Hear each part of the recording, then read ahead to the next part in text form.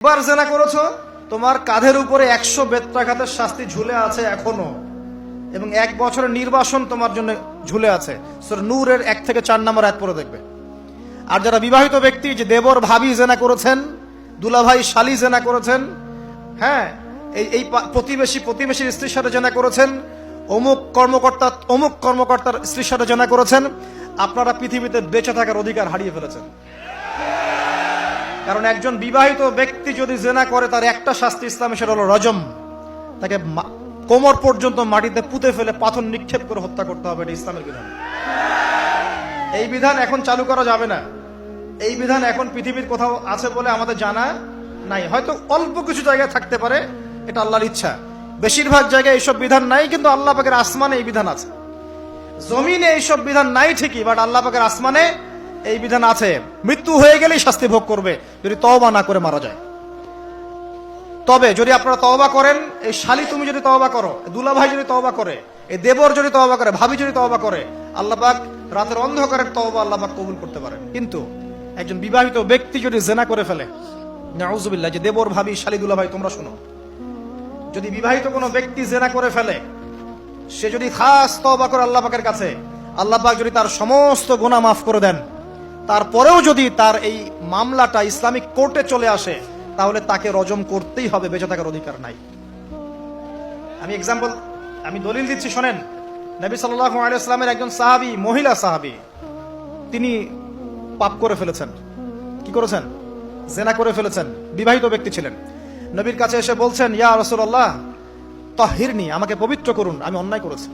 নবী সাল্লাল্লাহু আলাইহি ওয়াসাল্লাম বলছেন, মুখ ফিরিয়ে নিচ্ছেন, একবার ডান দিকে মুখ ফিরাচ্ছেন, একবার বাম দিকে মুখ ফিরাচ্ছেন। নবী শুনতে যাচ্ছেন না, কারণ এটা কোর্টে চলে আসলেই বিপদ। নবীজি বলছেন, বাসায় যাও, তওবা করো, আল্লাহর কাছে তওবা করো, আল্লাহ মাফ করে দিবে। বাসায় চলে যাও, তওবা করো, আল্লাহ মাফ করে দিবে। সে মহিলা বলছে, না ইয়া রাসূলুল্লাহ, আমি অনেক বড় অন্যায় করেছি, আমাকে পবিত্র করুন। আপনি পবিত্র না করেন তাহলে পরকালে আল্লাহ আমাকে শাস্তি দিবেন, আমাকে পবিত্র করুন। নবী সাল্লাল্লাহু আলাইহি ওয়াসাল্লাম বললেন, বাসায় যাও, তুমি গর্ভবতী হয়েছো, হ্যাঁ, বাচ্চা খালাস করো, তারপরে এসো, তোমার বিচার করে দেওয়া হবে ইনশাআল্লাহ। সেই মহিলা বাসায় ফিরে গেল, তওবা করতে থাকলো, তার গর্ভের সন্তান বড় হতে লাগলো। এক পর্যায়ে সন্তান জন্ম হলো। সন্তান জন্ম হওয়ার পর সে এসে বলছে, ইয়া রাসূলুল্লাহ, এই যে কোলের বাচ্চা, এই যে 3 দিন আগে 4 দিন আগে হয়েছে সন্তান, আমাকে এখন পবিত্র করে দিন, আমাকে শাস্তি দিয়ে পবিত্র করুন। নবী সাল্লাল্লাহু আলাইহি ওয়াসাল্লাম বাচ্চাটিকে তাকিয়ে বলছেন যে এই বাচ্চাকে দুধ পান করাতে হবে। এবার তিনি নবী সাল্লাল্লাহু আলাইহি ওয়াসাল্লামকে বলছেন, ইয়া রাসূলুল্লাহ, এই যে আমার বাচ্চা এখন রুটি খেতে পারে, আমাকে এখন পবিত্র করুন। নবী সাল্লাল্লাহু আলাইহি ওয়াসাল্লাম একজন মুসলিমকে বললেন, এই বাচ্চার দায়িত্ব কে নিতে পারবে? একজন মুসলিম সাহাবী বললেন যে আমি নিব ইয়া রাসূলুল্লাহ। তখন তার হাতে বাচ্চাকে সুপর্দ করা হলো। বাচ্চাকে সুপর্দ করার পর এই মহিলাকে নিয়ে যাওয়া হচ্ছে, এবং সাহাবীকে বলা হলো, অন্যান্য সাহাবীদেরকে বলা হলো, তোমরা এই মহিলাকে নিয়ে যাও, নিয়ে গিয়ে রজম করো, অর্ধেক মাটিতে পুঁতে ফেলে পাথর নিক্ষেপ করে হত্যা করো। এবার সাহাবীরা এই কাজ করছেন। খালিদ বিন ওয়ালিদ রাদিয়াল্লাহু আনহু, বিখ্যাত বীর সাহাবী, তিনি তখন মুসলিম হয়েছেন এবং অনেক যুদ্ধের নেতৃত্ব দিচ্ছেন। তিনি একটা পাথর নিক্ষেপ করেছেন। এই নিক্ষিপ্ত পাথরের আঘাতে রক্তের ফিনকি ছিটকে এসে খালিদ বিন ওয়ালিদ রাদিয়াল্লাহু আনহুর এই যে কাপড়ের মধ্যে পড়েছে। তখন খালিদ বিন ওয়ালিদ রাদিয়াল্লাহু আনহু তিনি বলছেন, ছি, আমার কাপড়ে একজন ব্যভিচারী নারী রক্ত পড়লো, এরকম একটা স্টেটমেন্ট তিনি করেছেন। তখন নবী সাল্লাল্লাহু আলাইহি ওয়াসাল্লাম রাগ করে বলেন, এ খালিদ, তুমি থামো, তুমি জানো এই মহিলা অন্যায় করার পর এমন তওবা আল্লাহর কাছে করেছে, এত বেশি তওবা সে আল্লাহর কাছে করেছে, বিগত এই সময়গুলোতে এই তওবা যদি পুরো মদিনাবাসীর মধ্যে ভাগ করে দেওয়া হয় তবুও কম হবে। এবং সেই মহিলা এখন জান্নাতে আছে, জান্নাতে নদীতে সাঁতার কাটছে ইনশাআল্লাহ। আমি বুঝাতে পারলাম কিনা?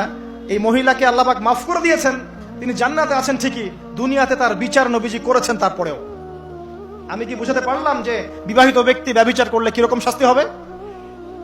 এরপরেও যারা এখন ওই জেনার অপরাধে লিপ্ত আছেন, অবিবাহিত হন আর বিবাহিত হন, আল্লাহর ওয়াস্তে আজকে গভীর রাত্রে গিয়ে তওবা করবেন, রাত্রেবেলা ওযু করবেন, জায়নামাজে দাঁড়াবেন।